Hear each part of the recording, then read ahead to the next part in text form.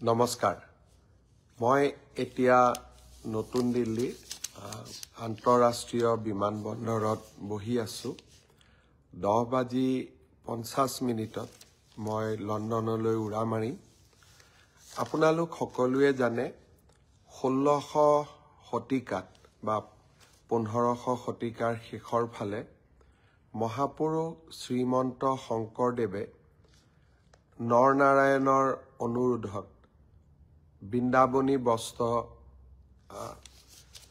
সাজি উলিয়াইছিলে আৰু এই বৃন্দাবনী বস্ত্ৰখন আমাৰ অসমৰ ইতিহাসৰ বা আমাৰ সভ্যতাৰ এক অমূল্য অংগ আমি বহুতে বৃন্দাবনী বস্ত্ৰৰ বিষয়ে শুনিছো পঢ়িছো আৰু বিভিন্ন সময়ত ইন্টাৰনেটত হওক বা আন কিতাপ পত্ৰত ইয়াৰ ছবিও আমি দেখিবলৈ পাইছো কিন্তু আজি যোৱা 500 বছৰ কালত আমাৰ কোনো এটা প্ৰজন্মই এই বৃন্দাবনী বস্ত্ৰখন স্বচক্ষুৰে বা সন্মুখৰ পৰা দেখিবলৈ পোৱা নাই অৱশ্যে যিসকলে কেতিয়াবা লণ্ডনৰ মিউজিয়ামত গৈছে কেতিয়াবা পেৰিছৰ মিউজিয়ামত গৈছে হি এটা সুকীয়া কথা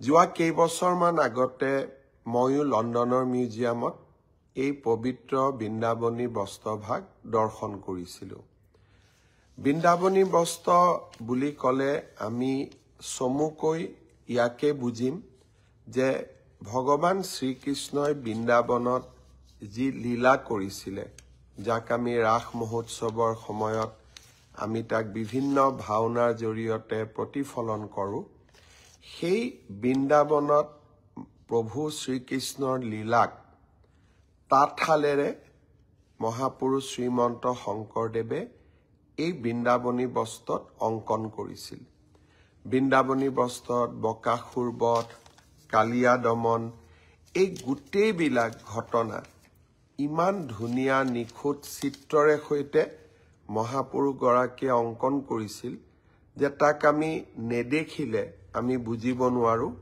ই আমাৰ কিমান ডাঙৰ এক অমূল্য সম্পদ কালক্ৰমত এই বৃন্দাবনী বস্ত্ৰ তিব্বতলৈকে যায় তিব্বতৰ পৰা লণ্ডনৰ মিউজিয়ামত কিছু অংশ আহি পৰে কিছু অংশ পেৰিছৰ মিউজিয়ামলৈকে যায় কিছু অংশ আমেৰিকাৰ বষ্টনৰ মিউজিয়ামত আছে আৰু কিছু অংশ লছ এঞ্জেলেছৰ আমাৰ আমেৰিকাৰ লছ এঞ্জেলেছ মিউজিয়ামতো ই বৰ্তমান আছে কিন্তু লণ্ডন আৰু পেৰিছত থকা বৃন্দাবনী বস্ত্ৰ দুভাগ যথেষ্ট ডাঙৰ যথেষ্ট দীঘল আৰু আমি যি বৃন্দাবনী বস্ত্ৰৰ কল্পনা কৰো তাক উপযুক্তভাৱে প্ৰতিনিধিত্ব কৰে বহু দিনৰ পৰা মোৰ মনত এটা ইচ্ছা আছিল যে এই বৃন্দাবনী বস্ত্ৰভাগ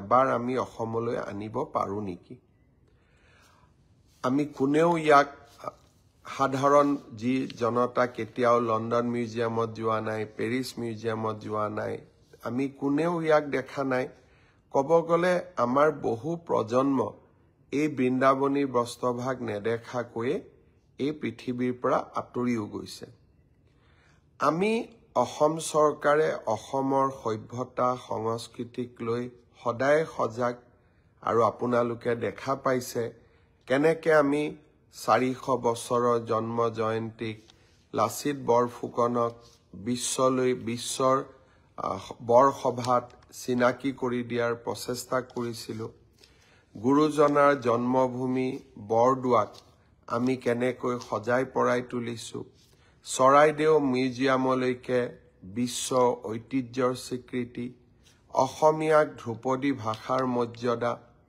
লোকপ্ৰিয় গোপীনাথ বৰদলৈ এক নতুন ৰূপত গোপীনাথ বৰদলৈৰ আদৰ্শক আমাৰ নৱপ্ৰজন্মৰ মাজলৈ লৈ অহা আৰু বিহু জুমুৰক কেনেকৈ আমি ৰাষ্ট্ৰৰ মঞ্চলৈ লৈ অহাৰ বাবে নিৰন্তৰ প্ৰচেষ্টা চলাই আছো অসমৰ সভ্যতা সংস্কৃতিক নৱপ্ৰজন্মৰ মাজত জীয়াই ৰখাৰ বাবে আমাৰ অবিৰত প্ৰয়াস আৰু প্ৰচেষ্টাৰ আন এটা অংশ আছিল যে আমি কেনেবাকৈ বৃন্দাবনী বস্ত্ৰভাগ অসমলৈ লৈ আহিব পাৰোঁ নেকি। অহাকালি লণ্ডনৰ মিউজিয়ামৰ লগত আমাৰ আলোচনা আছে। JSW গ্ৰুপ, যাক আমি সজ্জন জিন্দাল তেখেতে এই গ্ৰুপটোক অনাৰশ্বিপ কৰে। তেখেতৰ মাক অসমৰ আছিলে, তেখেত বৰ্তমান হাৰিয়ানাৰ বিধায়িকা, আৰু সজ্জন জিন্দালৰ অসমৰ লগত বৰ্তমান কোনো ব্যৱসায়ো নাই, উদ্যোগো নাই। তেওঁলোকে আগভাগ লৈছিলে যে লণ্ডন মিউজিয়ামৰ লগত অসম চৰকাৰক প্ৰত্যক্ষ সম্পৰ্ক কৰোৱাই দিয়া, আৰু তেওঁলোকে দায়িত্ব লৈছে যে লণ্ডনৰ মিউজিয়ামে বিচৰা ধৰণে তেওঁলোকে অসমতো এটা মিউজিয়াম বনাব। এয়াৰ কণ্ডিশ্যন, টেম্পাৰেচাৰ গোটেইবিলাক থাকিব লাগিব, কাৰণ 500 বছৰৰ পুৰণা টেক্সটাইল এটা এতিয়া বহুত সেন্সিটিভ। অকণমানো যদি গণ্ডগোল হয় বস্ত্ৰভাগ জহি খহি যাব। এই গোটেই কথাবোৰ পৰীক্ষা কৰি বহুত চিন্তা কৰাৰ পিছত মোক লণ্ডনৰ মিউজিয়াম কৰ্তৃপক্ষই অহাকালি মাতি পঠিয়াইছে। ভাৰতৰ আমাৰ ৰাষ্ট্ৰদূতগৰাকীও ইয়াত ইনভলভ আছে। ভাৰত চৰকাৰ, প্ৰধানমন্ত্ৰী ডাঙৰীয়াই এই বিষয়ে খবৰ ৰাখিছে। যদি মহাপুৰুষগৰাকী আশীৰ্বাদ দিয়ে, গুৰুজনাই আশীৰ্বাদ দিয়ে, অহাকালি হয়তো আমি এখন লণ্ডন মিউজিয়ামৰ লগত বুজাবুজিৰ চুক্তি স্বাক্ষৰ কৰিম যে 2027 চনত আমি বৃন্দাবনী বস্ত্ৰভাগ অসমলৈ আনিম। চুক্তি স্বাক্ষৰ হ'ব। 2 বছৰ আমি এই মিউজিয়ামটো বনাব লাগিব। খানাপাৰাত তাৰ কাৰণে আমি মাটিৰো আবলটন দিছোঁ সাংস্কৃতিক বিভাগক। জিন্দাল গ্ৰুপে, সজ্জন জিন্দালে তাৰ পুঁজি দিব, তেওঁলোকে চাই দিব, তেওঁলোকে বনাই দিব, কিন্তু মিউজিয়ামটোৰ স্বত্বাধিকাৰ অসম চৰকাৰ হ'ব। আৰু বৃন্দাবনী বস্ত্ৰভাগ আমি লৈ আহিম, আমি প্ৰদৰ্শন কৰোৱাম, আৰু বৃন্দাবনী বস্ত্ৰভাগ আমি দিল্লী, মুম্বাই আদিলৈকেও লৈ যাব চেষ্টা কৰিম, যাতে ভাৰতেও মহাপুৰুষগৰাকীৰ বিষয়ে আৰু এবাৰ জানিব পাৰে, তেখেতৰ অমূল্য অৱদানৰ বিষয়ে জানিব পাৰে, আৰু অসমীয়া সভ্যতা কিমান চহকী আছিল তাক যাতে ভাৰতবৰ্ষৰ আন জনগণেও জানিব পাৰে। মিউজিয়ামটো হোৱাৰ ফলত আৰু এটা লাভ হ'ব যে আমি পৃথিৱীৰ বিভিন্ন মিউজিয়ামৰ পৰা আপুৰুগীয়া সম্পদসমূহ মাজে মাজে আমি অসমত আনি থাকিব পাৰিম, আৰু অসমৰ পৰাও আমাৰ সম্পদসমূহ আমি বিশ্বৰ আন আন মিউজিয়ামলৈকে পঠাব পাৰিম, আৰু আদান প্ৰদান এনেকৈ হৈ থাকিব। এটা ডাঙৰ উদ্দেশ্য লৈ লণ্ডনলৈ যাম।